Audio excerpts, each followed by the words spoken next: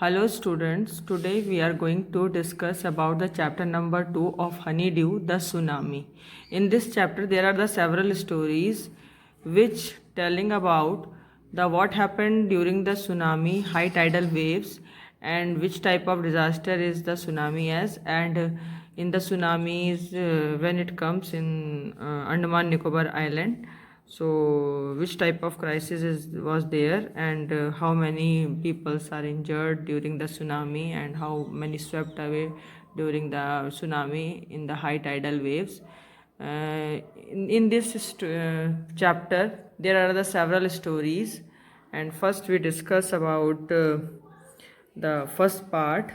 And here written as that these stories are from the Andaman and Nicobar archipelago island.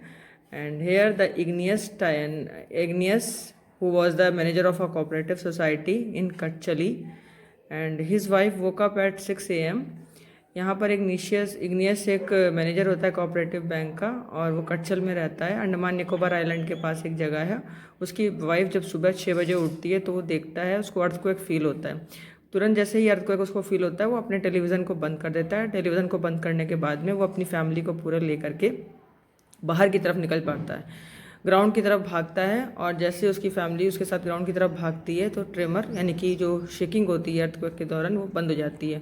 और तभी वो लोग देखते हैं कि अरे एकदम से जो है समुद्र में तूफ़ानी लहरें उठ रही हैं। और उसी कन्फ्यूज़न में वो उसके जो 2 बच्चे होते हैं वो उसकी मम्मी और पापा का हाथ पकड़ के यानी कि अपने दादा दादी का हाथ पकड़ के बाहर की तरफ आते हैं और अपोजिट डायरेक्शन में भागने लग जाते हैं। और अपोजिट डायरेक्शन में उसके बाद वो दिखते ही नहीं है। उसकी वाइफ जो है इग्नियस की, वो भी लहरों में कहीं खो जाती है। और इस तरीके से जो इग्नियस है उसके केवल 3 बच्चे ही बचते हैं, और जो कि उसके साथ आए थे। बाकी सब जो है उसकी पूरी फैमिली, उसके मम्मी पापा, ये सारे के सारे उसमें स्वेप्ट अवे हो जाते हैं, यानी कि सब बह जाते हैं।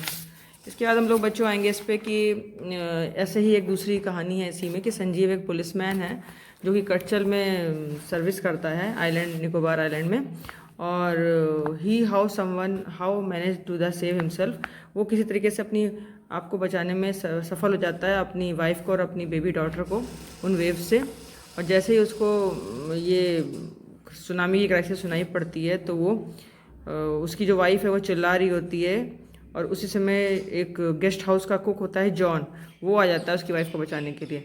Sanjeev jumped into the wave to rescue her. Sanjeev जो है जब जॉन भी बहने लग जाता है तो संजीव जो है जॉन को भी बचाने के लिए उन लहरों में कूद जाता है। और but they were both swept away, लेकिन संजीव और उसकी वाइफ जो है दोनों ही बह जाते हैं, बचते नहीं हैं।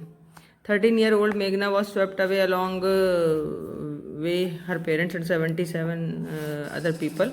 इसका मतलब ये कि 13 साल की एक मेघना लड़की होती है, वो भी उस में अपने पेरेंट्स के साथ में और 77 अदर पीपल्स के साथ बह जाती है। और she spent 2 days floating in the sea. और एक्चुअली क्या होता है कि वो बेचारी जो है लगातार 2 दिन तक लगातार जो है इस सी में बहती रहती है। लेकिन वो बहती इसलिए रहती है क्योंकि उसको एक ना वुडन डोर मिल जाता है, एक लकड़ी का दरवाज़ा, उस पर वो तैरती रहती है। उसी समय 11 टाइम जो है वो हेलीकॉप्टर को भी अपने ऊपर सी करती है कि हेलीकॉप्टर उसके रेस्क्यू के लिए आता है, लेकिन उसको देख नहीं पाती ठीक से। और इसी शी शोर में वो कहीं खो जाती है, लेकिन वो बच जाती है लास्ट में। अलमास जावेद जो होते हैं वो 10 साल का बच्चा होता है, उसको भी सडनली वो कार्मल कॉन्वेंट पोर्ट ब्लेयर में पढ़ रहा होता है। उसके पापा जो होते हैं वो पेट्रोल पंप पर काम करते हैं। उसकी मम्मी राहिला होम जो है वो नानकौरी आइलैंड में रहती है उसके घर पे। The family had gone there to celebrate, और उनकी पूरी फैमिली जो है वो यहाँ पर एक्चुअली नानकौरी आइलैंड में क्रिसमस का सेलिब्रेशन करने के लिए दूर से आते हैं। और जैसे ही वो ट्रिमर अगली मॉर्निंग में सो के उठते तो देखते हैं तो अलमास के फादर देखते हैं कि सी वेव्स में हाई टाइडल्स आई हुई हैं।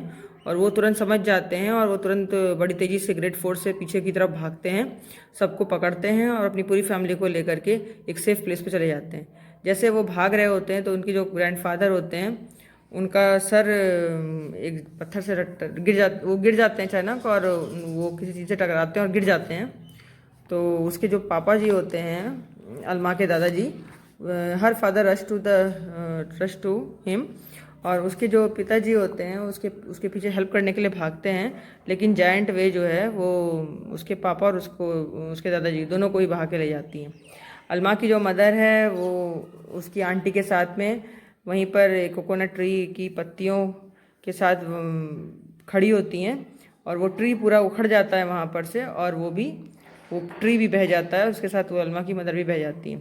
अलमा सॉ लॉग ऑफ वुड, लेकिन अलमा जो है वो एक लकड़ी के पेड़ को पकड़ लेती है और उसके ऊपर चढ़ जाती है, और उसके बाद में वो बेहोश हो जाती है। जब वो उठती है तो वो अपने आप को एक कमरोटा नाम की एक जगह है, कमरोटा एक जगह है, वहाँ पे हॉस्पिटल में पाती है अपने आप को। From there she was brought to Port Blair, उसके बाद वहाँ से उसको पोर्ट ब्लेयर भेज दिया जाता है। ऐसे ही न जाने कितनी ही कहानियाँ हैं, और वो लड़की जो है क्योंकि उसके माँ बाप वगैरह नहीं बचते हैं इस पूरी स्टोरी में अर्थक्वेक के दौरान और इस सुनामी के दौरान, तो वो बहुत ज़्यादा ट्रॉमेटाइज्ड है अभी तक, और उसको बहुत ज़्यादा गहरा शॉक पहुंचता है। अब हम सेकंड पार्ट में बच्चों ये डिस्कस करेंगे कि ऐसे ही थाईलैंड में एक स्मिथ फैमिली है साउथ ईस्ट इंग्लैंड में, वो साउथ ईस्ट इंग्लैंड से क्रिसमस मनाने के लिए आती है साउथर्न थाईलैंड से, और उसमें 10 साल की एक लड़की होती है टिली स्मिथ, वो अपनी सिस्टर 7 ईयर ओल्ड है उसकी सिस्टर, उसके साथ आती है अपनी पेरेंट्स के साथ।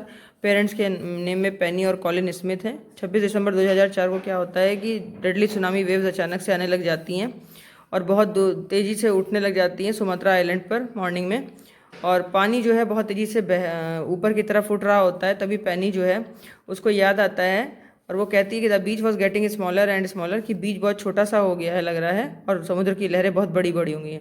आई didn't know what was happening, उसके बाद क्या होता है मुझे पता नहीं, लेकिन but Tilly Smith sense that something was wrong, और टिली स्मिथ को समझ में आया था कि अरे कुछ गड़बड़ होने वाला है, क्योंकि उसकी ज्योग्राफी टीचर ऑलरेडी इसको बता देती हैं इंग्लैंड में। 2 हफ्ते पहले उन्होंने एक ज्योग्राफी का लेसन में उसको सुनामी नाम का लेसन पढ़ाया होता है, और जब वो थाईलैंड में आती है तो उसको इस सुनामी से उसका सामना होता है, तो वो समझ जाती है। तुरंत ही वो लोग ये देखते हैं कि जो सी बीच है वो छोटा लगने लगा है और बहुत तेज़ी से फोम एकदम से उठने लग गई हैं, और एक चक्रवात जैसा उठने वर्लपूल जैसा उठने लग गया है। तो इस प्रकार से जो है जब उसको वो लेसन याद आ जाता है कि हवाई द्वीप में जब 1946 में कैसे सुनामी आया था, उसका वीडियो भी उसकी ज्योग्राफी टीचर ने उसको दिखाया था, और उन्होंने अर्थक्वेक, वॉल्केनो और इन सब के बारे में बताया था ज्योग्राफी टीचर ने, अर्थक्वेक और वॉल्केनो और आइलैंड के बारे में, इसके बारे में। तो टिली जो है वो अपनी फैमिली के साथ बहुत तेज़ी से चिल्लाती है बीच पर और बोलती है कि चलो जल्दी से यहाँ से भागो, नहीं तो हम सब मारे जाएंगे। उसके बाद में सुनामी कैसी होती है वो एक्चुअली उसको नहीं पता, लेकिन वो बहुत डर जाती है, और उसकी माँ जो है टिली की और टिली के पेरेंट्स उसको लेकर के उसकी सिस्टर को लेकर के वहाँ से भागते हैं, और वो उसके पेरेंट्स जो है स्विमिंग पूल जो होटल का होता है उसकी तरफ से होटल की स्विमिंग पूल पे जाते हैं मतलब तैरने के, लेकिन वहाँ से फिर भागने लग जाते हैं। भाग करके वो सीधे 3rd फ्लोर जो होता है उस होटल का, वहाँ पर जाके रेफ्यूज करते हैं, शरण लेते हैं, और इस तरीके से वो अपने आप को बचा लेते हैं इस सुनामी के कहर से। और लास्ट में जो है टिली अपने पेरेंट्स को और ज्योग्राफी टीचर को थैंक्स बोलती है, क्योंकि उनकी ज्योग्राफी टीचर ने पहले इसको फोरवार्न कर दिया था कि हाँ अगर इस टाइप की टेरिफाइंग डिजास्टर्स आता है तो उसको किस तरीके से संभालना है। अब 3rd पार्ट में हम लोग बच्चों ये डिस्कस करेंगे इसमें कि ये जायंट वेव्स जो है एक बार श्रीलंका के कोस्ट में पहुंचती हैं। वहाँ पर श्रीलंका में ये बहुत बहुत जान के आश्चर्य होता है कि जितने भी वाइल्ड और डोमेस्टिक एनिमल्स होते हैं वो उनके साथ क्या होता है। सारे वाइल्ड एनिमल्स और डोमेस्टिक एनिमल्स जो है वो जैसे ही इस समुद्र में लहरें उठती हैं बहुत ऊंची ऊंची, तो वो अपनी सेफ्टी को ध्यान में रख करके इधर उधर भागने लग जाते हैं। एलिफेंट्स वगैरह डर जाते हैं और हायर ग्राउंड्स की तरफ भागने लग जाते हैं। डॉग्स कंफ्यूज हो जाते हैं, और डॉग्स जो है लेकिन जो हाथी है उसको ये सेंस आ जाता है कि हमें हायर यानी कि ऊंचे प्लेस की तरफ भागना है, और डॉग्स जो है वो उस दिन वो बाहर नहीं निकलते टहलने के लिए और कहीं जाते नहीं हैं। फ्लामिंगोज वगैरह जो होती हैं वो लो लाइंग ब्रीडिंग एरियाज में रुक जाती हैं। जू एनिमल्स जो होते हैं वो शेल्टर ले लेते हैं इधर उधर कहीं ना कहीं। इसका मतलब है कि एनिमल्स के पास क्या चीज़ है जो उनको इस डिजास्टर के बारे में पहले से क्या पता है। यस, बहुत सारे लोग मानते हैं, many people that believe that animals possess a sixth sense, कि जानवरों के पास एक सिक्स्थ सेंस नाम की चीज़ होती है, कि उनको अगर अर्थक्वेक आने वाला होता है या अर्थ में शेकिंग होती है, अर्थ में कोई वाइब्रेशन होता है, तो एनिमल को फील हो जाता है उनका वाइब्रेशन। इस तरीके से वो अप्रोचिंग डिजास्टर को पहचान लेते हैं, और वो ह्यूमन बींग से जल्दी अप्रोचिंग डिजास्टर को पहचान लेते हैं। इस तरीके से देखा जाए तो हम देख सकते हैं कि हम ये नहीं कह सकते कि बहुत सारे जानवरों में सिक्स्थ सेंस होगा, लेकिन मैक्सिमम जानवरों में ये होता है। और इंडियन ओशियन अगर ऐसा ना होता तो उन जायंट वेव से 50,000 से ज़्यादा आदमी मर गए उस दिन, लेकिन सारे के सारे एनिमल मैक्सिमम बचे रहे। ऐसे ही बहुत सारे parish buffaloes, goats and dogs, ये सब इनका कोई नुकसान नहीं हुआ। येला नेशनल पार्क श्रीलंका में है, वहाँ पर भी 130 स्पीशीज ऑफ बर्ड, लियोपर्ड और एलिफेंट की ये बची रहीं। तो इसका मतलब ये है कि पटांगला 60 विजिटर्स वर वॉश्ड अवे। जो पटांगला बीच है उस पर 60 विजिटर्स लगभग मारे गए थे उस पार्क में, लेकिन जो एनिमल्स हैं उसमें कोई भी एनिमल को इससे कोई नुकसान नहीं पहुंचा था। तो इस तरीके से हमें पता लगता है कि एनिमल्स के पास बहुत बड़ा एक सिक्स्थ सेंस नाम की चीज़ होती है, जैसे कि वो वाइब्रेशन को पहले ही पहचान लेते हैं। और Sri Lankan gentleman who lives on the coast of on Galle said, एक श्रीलंका का व्यक्ति है जो कि उस गैले कोस्ट के नियर रहता है।